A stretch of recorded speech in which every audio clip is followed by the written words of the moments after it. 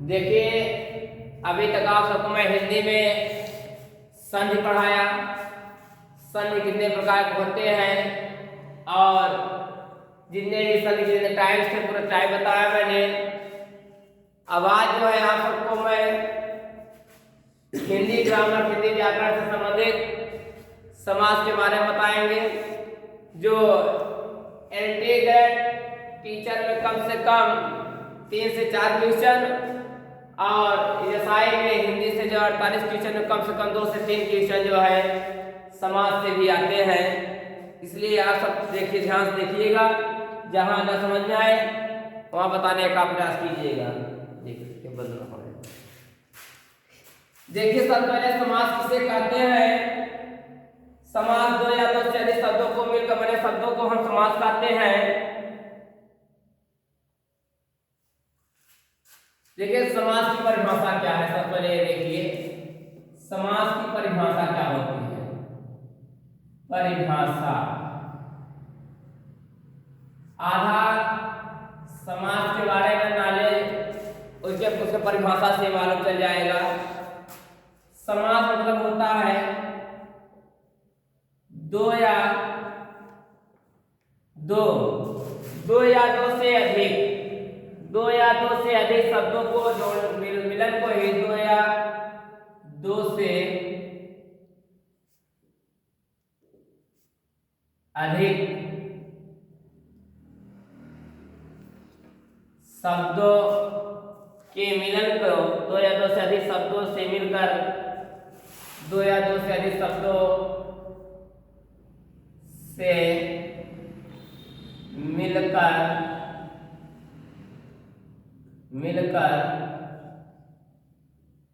बने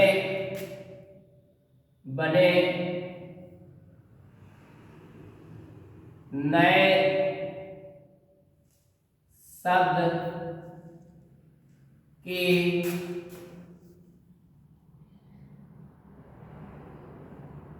उत्पत्ति हो तो उसे हम समास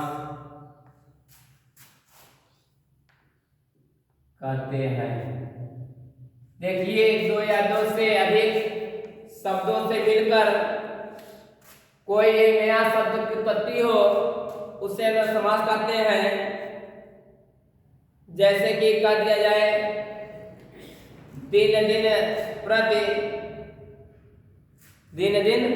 मतलब प्रतिदिन। जैसे चतुर्भुज, 4 भुजाओं के योग को चतुर्भुज। दशानन, जिसके 10 मुख वाले अर्थात रावण। ठीक। अब देखिए, समास में 2 पद होते हैं, एक पूर्व पद होता है, एक उत्तर पद होता है। ये भी ध्यान दीजिएगा। समास में 2 पद होते हैं।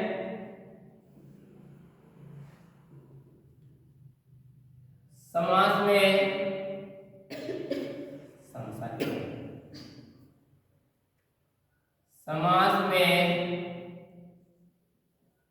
दो पद होते हैं।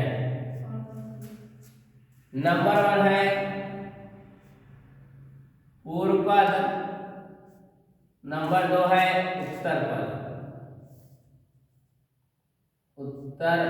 पद। एक पूर्व पद होता है, एक उत्तर पद होता है। ये दोनों पद निर्णय करते हैं। पूर्व पद मतलब पहले वाला, उत्तर पद मतलब बाद वाला कहा जाता है।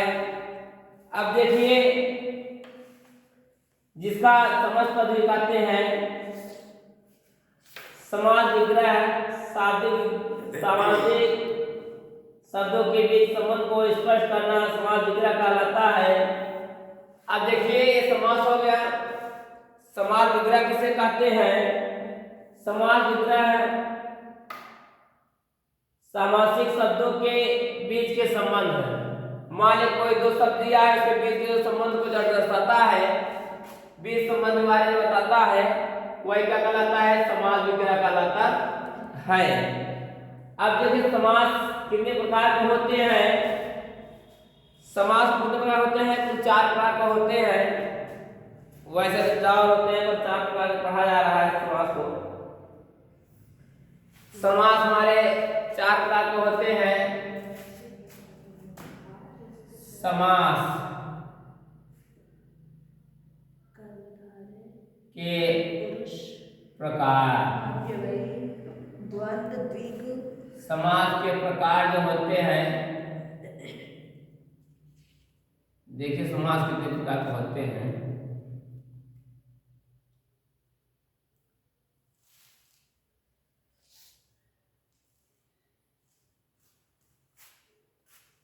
देखिए समास जो होता है हमारा, सबसे पहले अव्ययीभाव समास।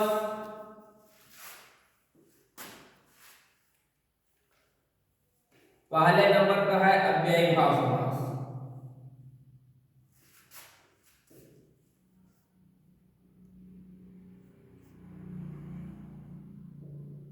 अव्ययी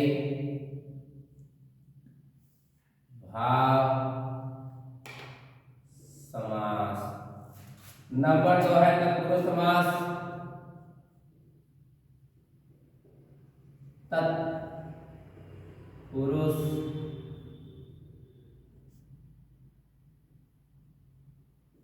समास। नंबर 3 बहुब्रीहि समास।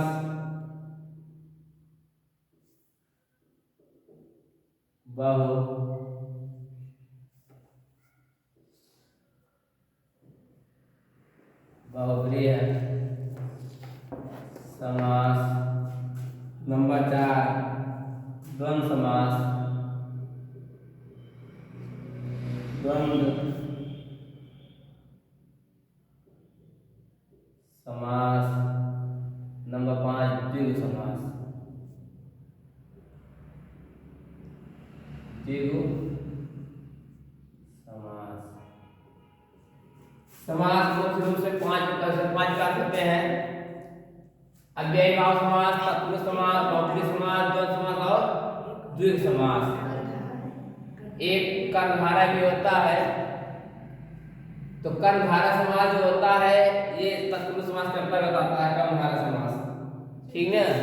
ये जो कर्मधारय समास बता रहे हो तत्पुरुष के भाग है। कर्ता ने कर्म को कारण से का कारण नहीं है, ये तत्पुरुष समास के अंतर्गत आते हैं।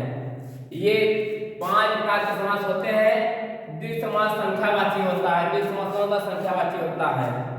अब देखिए अव्ययीभाव समास 2 प्रकार के होते हैं। अव्ययीभाव समास 2 प्रकार के होते हैं। अव्यय पूर्वपद और नामपद पूर्वपद। अव्यय पूर्व और दूसरा होता है जो है नामपद। नामपद पूर्व, ये हो गया। अब देखिए तत्पुरुष समास के देखिए कितने भाग हैं। कर्मधारय, द्विगु, लुप्त कारक, अलुप्त कारक, उपपद, लुप्त पद, ये हो गया चिन्ह।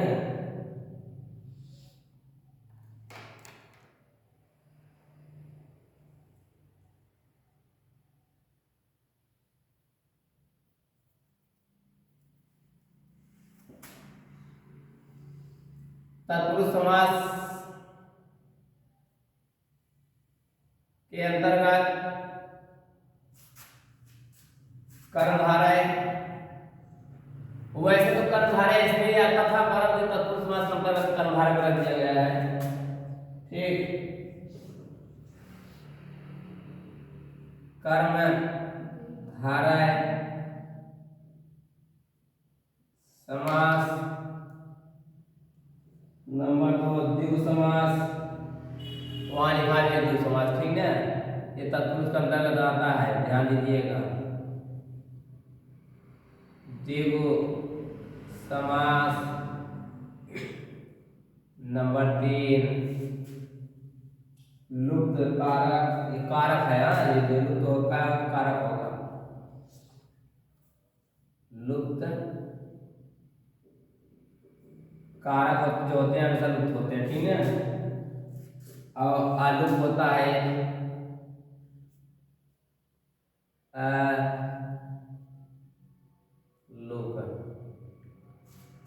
एक है उपपद,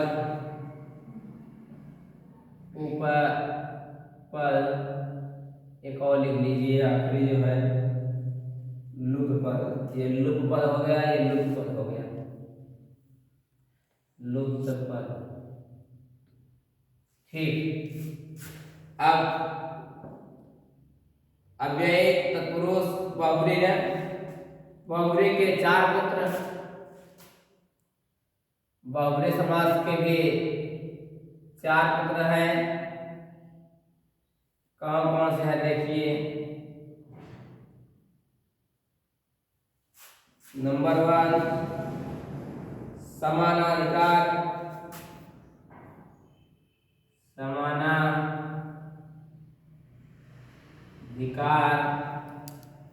नंबर 2 व्यधिकरण, नंबर 2 व्यधिकरण।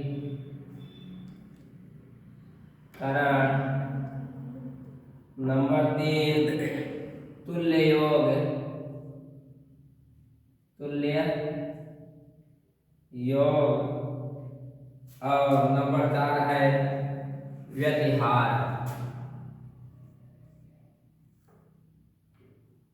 व्यतिहार। उसके बाद द्वंद्व समास आता है। द्वंद्व समास भी हमारे 4 हैं। ये द्वंद्व समास है।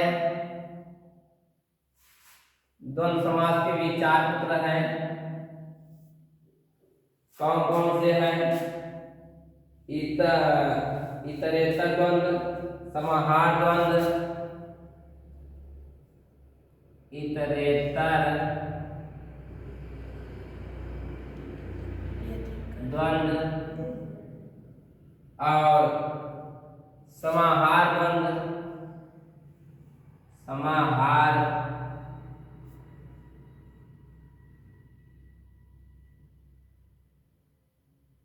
द्वंद्व। नंबर 3 है वैकल्पिक द्वंद्व, वैकल्पिक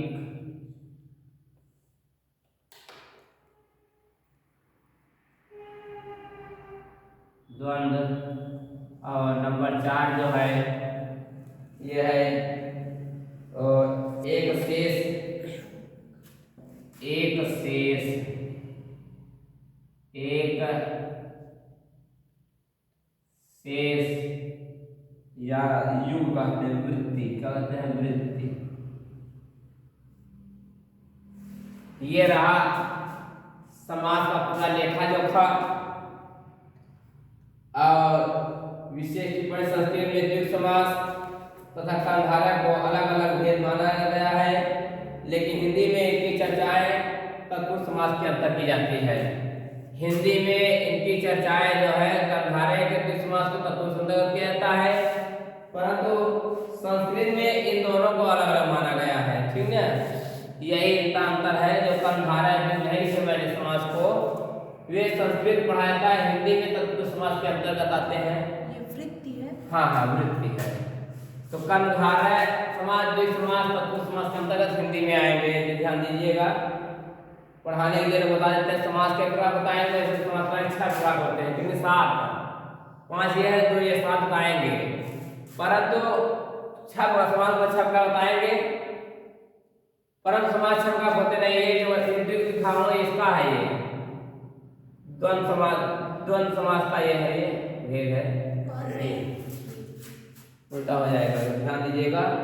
इसे द्विगु को तत्पुरुष को बता रहा है। द्वंद्व समास के अंतर्गत 4 समास आएंगे, इतरेतर द्वंद्व, समाहार द्वंद्व, वैकल्पिक द्वंद्व और एक शेष द्वंद्व। ठीक है, ये रहा हमारा समास के बारे में बता दिया। अब सबसे पहले जो है आता है अव्ययी भाव समास आएगा। पदों को प्रधानता के आधार पर वर्गीकरण किया गया। समास को पदों के प्रकार में वर्गीकरण किया गया है, जैसे कि प्रधान खंड, जिस खंड में अर्थ का मुख्य बल पड़ता है उसे प्रधान खंड कहते हैं। गौण खंड, जिस खंड पर अर्थ का बल नहीं पड़ता उसे हम गौण खंड कहते हैं। अव्ययी भाव समास में पूर्व प्रधान होता है। तत्पुरुष समास समास में उत्तर पर प्रधान होता है। ठीक, ये समझ बता रहा हूँ, इसको नोट कर लीजिए पहले, आगे मैं बताऊँ तो फिर।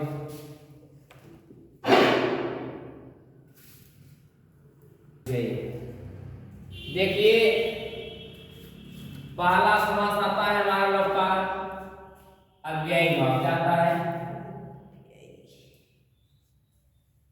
अव्ययी भाव समास। अव्ययी भाव समास का परिभाषा क्या होती है? अव्ययी भाव समास की परिभाषा यह होती है कि जिस समास में पूर्व पद अव्यय हो उसे अव्ययी भाव समास कहते हैं। जिस समास में पूर्व पद अव्यय हो, जिस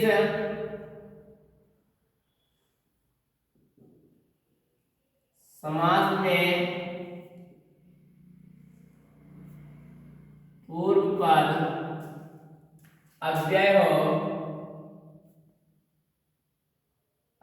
हो उसे हम अव्ययी भाव समास कहते हैं। जिस समास में पूर्व पद क्या हो? अव्यय हो, उसे हम अव्ययी भाव समास कहते हैं। जैसे कि प्रतिदिन, क्या? जैसे समस्त पद क्या है? प्रतिदिन। एक तरफ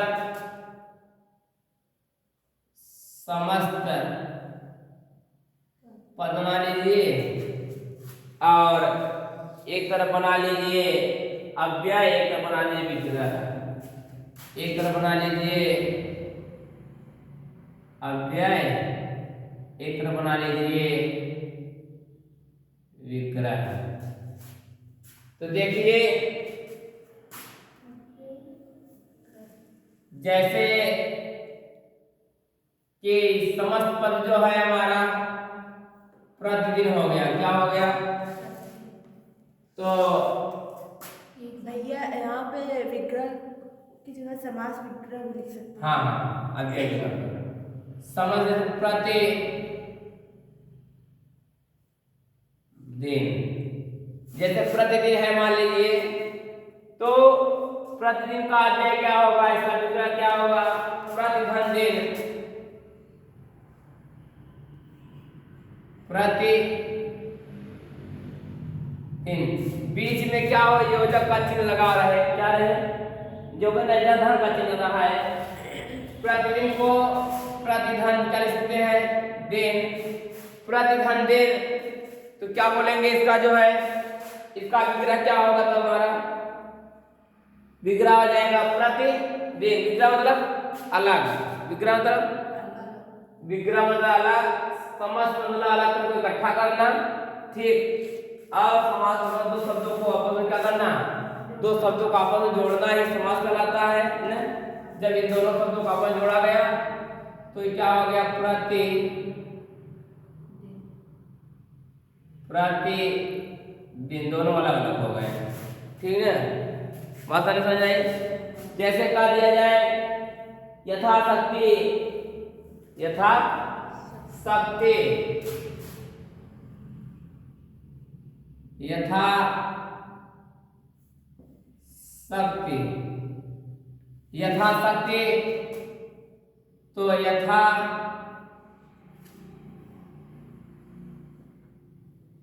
प्लस शक्ति। यथाशक्ति, शक्ति के अनुरूप। क्या होगा? शक्ति के अनुसार या शक्ति के अनुरूप। इसका विग्रह क्या हो जाएगा? शक्ति के अनुसार। क्या हो जाएगा? शक्ति के अनुसार। यथाशक्ति, शक्ति के अनुसार।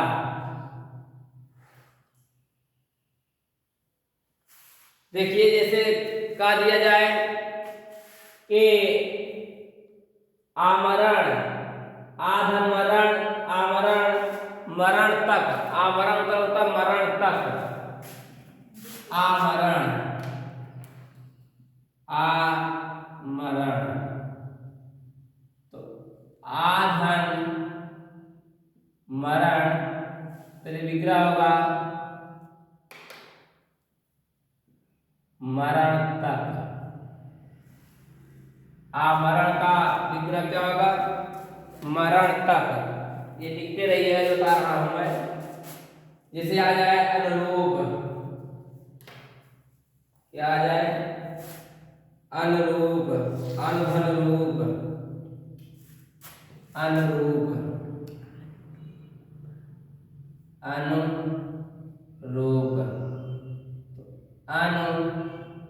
अनुधन रूप। अनुरूप का विग्रह क्या होगा? रूप के योग्य या रूप के अनुसार। अनुरूप मतलब किसी के योग्य, अनुरूप मतलब रूप के योग्य, रूप के योग्य। ठीक, किसे पूछेगा? मान लीजिए अनुरूप का विग्रह क्या होगा, बताओगे तो रूप के योग्य। अगर अनुरूप का अव्यय क्या होगा? अनधन रूप। ठीक, यथाक्रम, यथाक्रम, यथाक्रम। तो यथाधन क्रम, यथाधन क्रम, क्रम के अनुसार। इसके अनुसार क्रम के अनुसार, यथाक्रम, क्रम के अनुसार। भरपेट, भरपेट, भरपेट, खाना खाने में भरपेट, भर धन पेट, भर धन पेट, पेट को भर, पेट को भर। तो भरपेट का जो है विग्रह जो है भरपेटे रह जाएगा। ठीक है, भर पेट मतलब पेट को भरपेट हो गया। तो ये रहा हमारा बेभाव। मैंने अब बेभाव समास के बारे में मैंने कुछ डिस्कशन किया इस पे। अब देखिए बेभाव समास को जैसे ग्राफिक रूप में दर्शाना हो तो कैसे दर्शाया जाएगा? देखिए अव्ययीभाव समास मान लीजिए यहाँ लिख दे रहा हूं।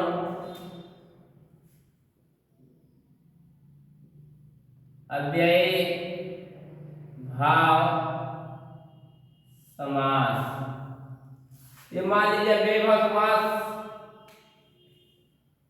दो पद होते हैं, एक पूर्व पद होता है, एक उत्तर पद होता है अव्ययीभाव समास में न। अव्ययीभाव समास का एक पूर्व पद होता है, क्या होता है? उत्तर पद होता है, क्या होता है? नाम पद, नाम पद या उत्तर पद। अच्छा हाँ। एक तो होता है पूर्व पद, अव्यय कहते हैं पूर्व पद अव्यय।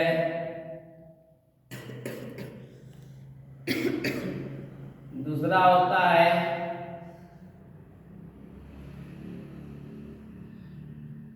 उत्तर पद अव्यय। एक पूर्व पद से अव्यय होता है, एक उत्तर पद अव्यय होता है। पूर्व पद में पूर्व पद का प्रधान, पूर्व पद कौन होता है? प्रधान होता है। कौन होता है? पूर्व पद में प्रधान होता है और अव्यय उत्तर पद में प्रधान जो है अप्रधान, जिसको उप प्रधान बोलते हैं।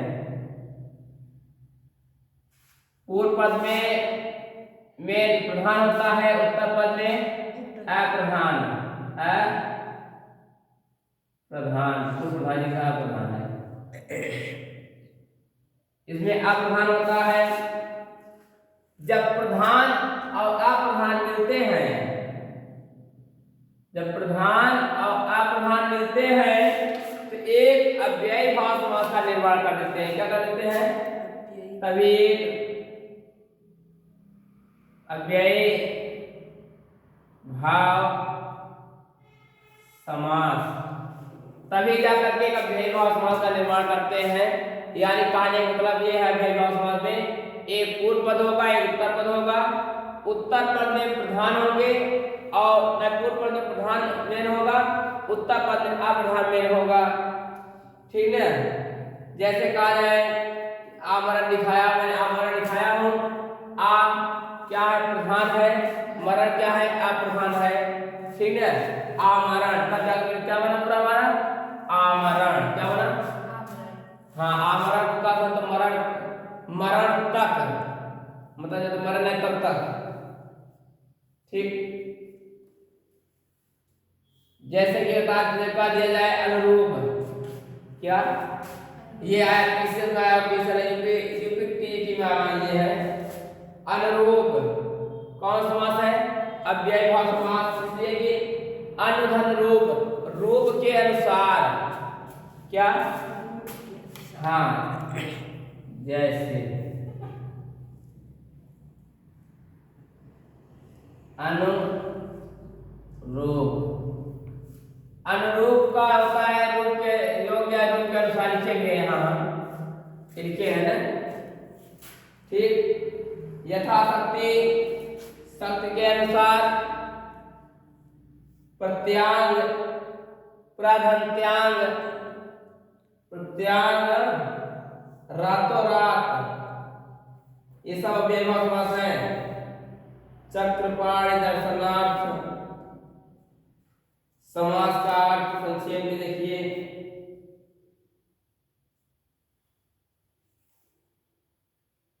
यूपी 80 में आया भी है, कई सहायक भी आया था। ये अनुरूप आया है, आमरण आया है यूपी 80 में। ठीक, और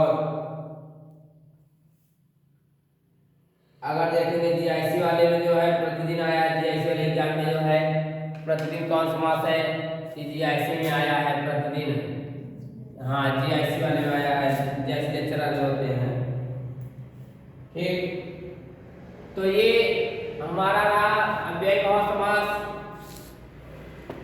अब आप सबको बताएंगे अव्ययी भाव समास के बाद कौन सा समास आता है? तत्पुरुष समास आएगा। तो तत्पुरुष के बारे में कल हम डिस्कशन करेंगे, कल जो है विस्तार से वर्णन करेंगे। आज तो यहीं तक।